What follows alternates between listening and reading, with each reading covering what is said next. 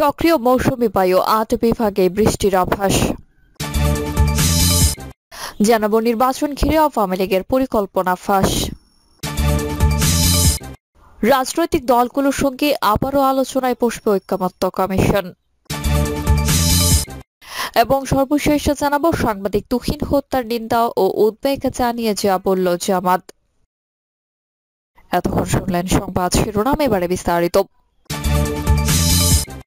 সক্রিয় মৌসুমী বায়ু ৮ বিভাগে বৃষ্টির আভাস। দেশজুড়ে আবারও বৃষ্টিপাতের প্রবণতা বেড়েছে। সক্রিয় মৌসুমী বায়ুর প্রভাবে আগামী ৫ দিন দেশের বিভিন্ন অঞ্চলে বজ্রসহ বৃষ্টির পূর্বাভাস দিয়েছে আবহাওয়া অধিদপ্তর। রাজধানী ঢাকা সহ খুলনা ও বরিশাল বিভাগের অধিকাংশ জায়গায় এবং দেশের উত্তর উত্তর পূর্বাঞ্চল ও উত্তরাঞ্চলের বিস্তীর্ণ এলাকায় মাঝারি থেকে ভারী বৃষ্টির সম্ভাবনা রয়েছে। শুক্রবার আবহাওয়া থেকে দেয়া এক পূর্বাভাসে জানানো হয়েছে মৌসুমী বায়ুর অক্ষ রাজস্থান, হরিয়ানা, উত্তরপ্রদেশ, বিহার, পশ্চিমবঙ্গ ও বাংলাদেশের উত্তরাঞ্চল হয়ে আসাম পর্যন্ত বিস্তৃত রয়েছে। এর একটি বর্ধিত অংশ বিস্তৃত হয়েছে উত্তর বঙ্গোপসাগর পর্যন্ত। মৌসুমী বায়ু বর্তমানে বাংলাদেশের উপর সক্রিয় এবং উত্তর বঙ্গোপসাগরে এটি মাঝারি অবস্থায় রয়েছে। আজ সকাল ৯টা থেকে শুরু হওয়া পূর্বাভাস অনুযায়ী ঢাকা, খুলনা ও বরিশাল বিভাগের অধিকাংশ জায়গায় এবং রংপুর, রাজশাহী, ময়মনসিংহ, চট্টগ্রাম ও সিলেট বিভাগের অনেক জায়গায় হালকা থেকে মাঝারি ধরনের বৃষ্টি ও বজ্রসহ বৃষ্টিপাত হতে পারে। বিশেষ করে খুলনা, বরিশাল ও চট্টগ্রামের কিছু কিছু স্থানে ভারী থেকে অতি ভারী বর্ষণ হতে পারে। আগামীকাল শনিবার রংপুর, ময়মনসিংহ ও সিলেট বিভাগের অনেক জায়গায় এবং রাজশাহী, ঢাকা, খুলনা, বরিশাল ও চট্টগ্রাম বিভাগের কিছু কিছু জায়গায় অস্থায়ীভাবে দমকা হাওয়া সহ হালকা থেকে মাঝারি ধরনের বৃষ্টি ও বজ্রসহ বৃষ্টিপাত হতে পারে। সেই সঙ্গে কোথাও কোথাও ভারী বর্ষণের আশঙ্কা রয়েছে। তাপমাত্রা সামান্য বাড়তে পারে। রোববার থেকে পরবর্তী ২ দিন অর্থাৎ ১১ ও ১২ই আগস্ট পর্যন্ত একই ধরনের বৃষ্টি অব্যাহত থাকতে পারে। বিশেষ করে রংপুর, ময়মনসিংহ ও সিলেট বিভাগের অনেক জায়গায় এবং রাজশাহী, চট্টগ্রাম, বরিশাল, খুলনা ও ঢাকার কিছু কিছু স্থানে দমকা হাওয়া সহ হালকা থেকে মাঝারি ধরনের বৃষ্টি ও বজ্রসহ বৃষ্টি হতে পারে। কোথাও কোথাও মাঝারি ধরনের ভারী থেকে অতি ভারী বর্ষণের সম্ভাবনাও রয়ে গেছে। ১২ আগস্ট অর্থাৎ পঞ্চম দিনে সারা দেশে দিনের ও রাতের তাপমাত্রা সামান্য কমতে পারে। সেদিন দেশের ৮টি বিভাগের প্রায় সব এলাকাতেই বৃষ্টির পূর্বাভাস রয়েছে। আবহাওয়া অধিদপ্তরের বর্ধিত ৫ দিনের পূর্বাভাসেও বৃষ্টিপাতের প্রবণতা বজায় থাকার কথা বলা হয়েছে। নির্বাচন ঘিরে আওয়ামী লীগের পরিকল্পনা ফাঁস। গত বছরের ৫ আগস্ট ক্ষমতাচ্যুত সাবেক প্রধানমন্ত্রী শেখ হাসিনার পাশাপাশি আওয়ামী লীগের শীর্ষ নেতৃত্বের সেবাহীন অনিয়ম, দুর্নীতি ও অর্থ পাচার, লুটপাটের করুণ পরিণতি জাতি প্রত্যক্ষ করেছে। শেখ হাসিনা ও তার ছোট বোন শেখ রেহানা জনতার ভয়ে পালিয়ে ভারতের দিল্লিতে আশ্রয় নেন।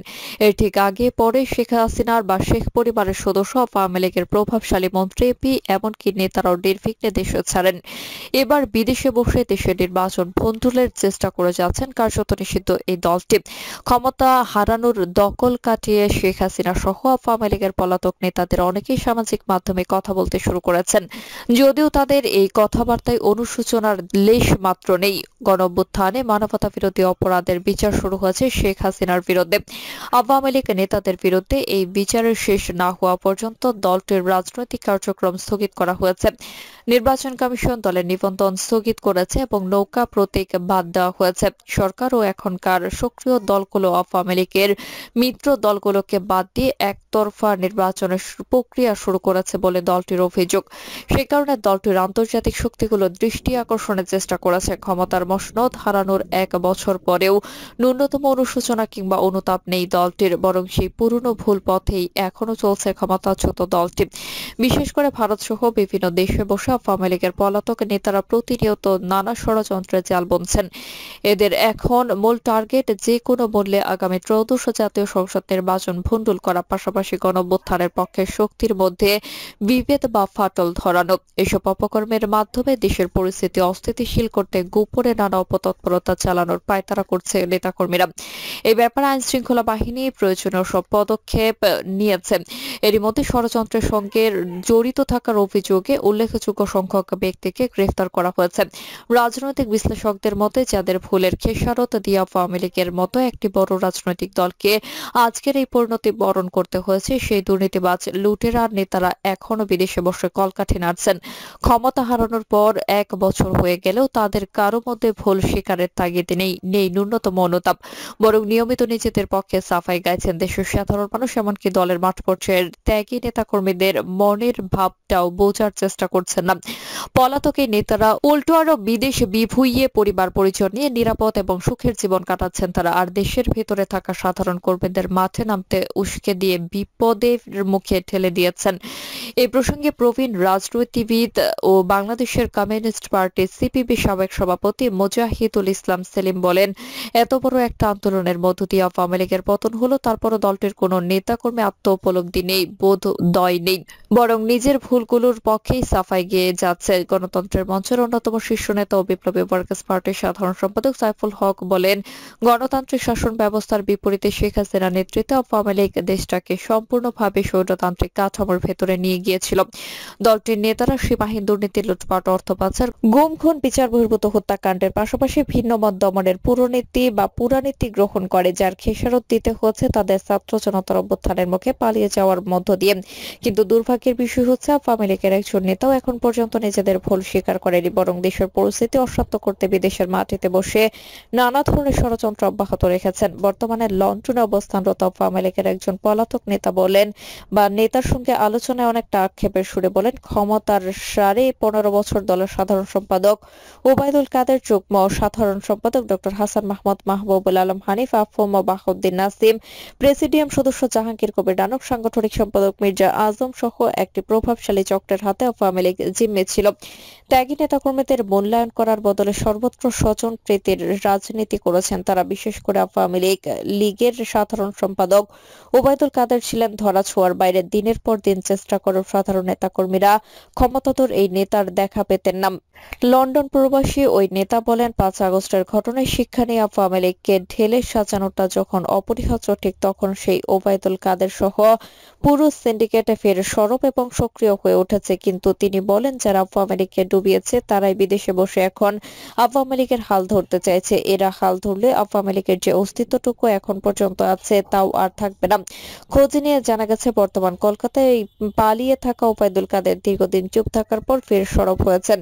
নিজের অবস্থান সংহত করার জন্য পলাতক নেতাদের সঙ্গে যোগাযোগ করেছেন। সম্প্রতি কলকাতার মার্কুইস ট্রিস্টে বাংলা খাবার নামের একটি রেস্টুরেন্টে পলাতক আওয়ামী লীগ নেতাদের নিয়ে বৈঠক করেন ওবায়দুল কাদের, আফম বাহাউদ্দিন নাসিম, মির্জা আজম, যুবলীগ নেতা নুরুন নবী চৌধুরী, শাওন, ইসমাইল হোসেন সম্রাট, গাজীপুর সিটি কর্পোরেশনের সাবেক মেয়র জাহাঙ্গীর আলম এই সময় উপস্থিত ছিলেন।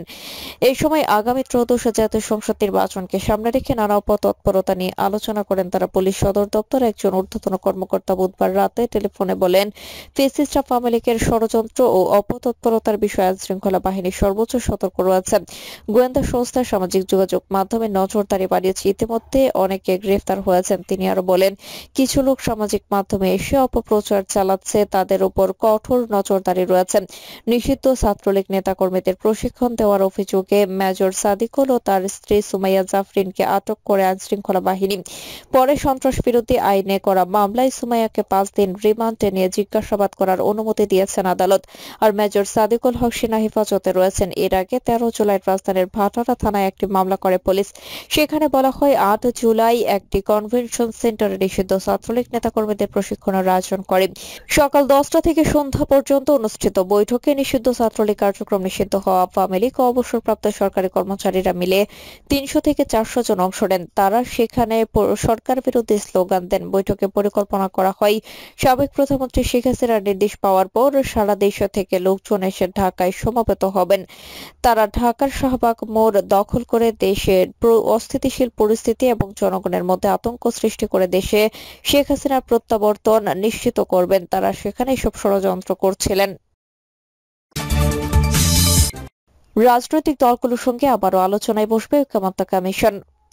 জুলাই সনদের বাধ্যবাধকতা নিশ্চিত ও বাস্তবায়নের পদ্ধতি নির্ধারণের জন্য রাজনৈতিক দলগুলোর সঙ্গে আবারও আলোচনায় বসবে জাতীয় ঐক্যমত্য কমিশন। তিনি বলেন, ঐক্যমত্যের ভিত্তিতে রচিত এবং প্রত্যাশিত স্বাক্ষরিত সনদের বাধ্যবাধকতা নিশ্চিত করা ও বাস্তবায়নের পদ্ধতি কি হবে তার রাজনৈতিক দলগুলোর সঙ্গে আলাপ আলোচনার মাধ্যমে নির্ধারণ করা দরকার। সেই লক্ষ্যে কমিশন এই বিষয়ে বিশেষজ্ঞদের সঙ্গে আগামী সপ্তাহে আলোচনা করবে। প্রিয় দর্শক, ছিল এখনকার সর্বশেষ সংবাদ। আপডেট সব সংবাদ পেতে চ্যানেলটি সাবস্ক্রাইব করে বেল আইকনটি ক্লিক করে রাখুন।